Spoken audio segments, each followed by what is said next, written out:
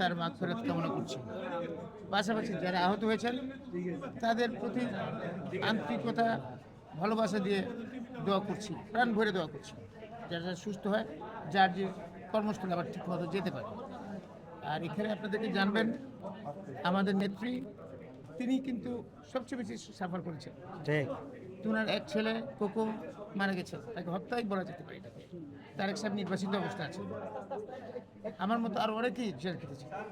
আমাদের পুরো বাংলাদেশে লক্ষ লক্ষ নেতাকর্মী জেল হাজতে, অর্থনৈতিকভাবে বিকলাঙ্গ হয়ে গেছে এই ফেসিস্ট সরকারের কারণে। এই ফেসিস্ট সরকারকে আল্লাহ পাক রহমতে আপনারা সবাই মিলিতভাবে, আমার এই যে ভাই বোনের যারা বাচ্চারা আছেন সবাই মিলিতভাবে যৌথভাবে ছাত্র জনতার আন্দোলনের মুখে তাকে পলায় যেতে বাধ্য হয়েছে। এবং এই অবস্থাতে আমরা মনে করি বিএনপির তরফ থেকে আল্লাহর রহমতে আমাদের এখানে চিকিৎসার ব্যাপারে বর্তমান সরকার করছে, অনেক কিছু করছেন। পাশাপাশি আমাদের দলের তরফ থেকে আমরা অনেক কিছু করবো ইনশাআল্লাহ। আশা আপনাকে আগেও বলেছি, এখনও বলছি, আপনাদেরকে একটু ধৈর্য ধরতে হবে। আল্লাহর রহমতে আপনাদের যে কাজ আপনারা করেছেন, আমরা আমাদের কাজ করবো ইনশাআল্লাহ তাআলা।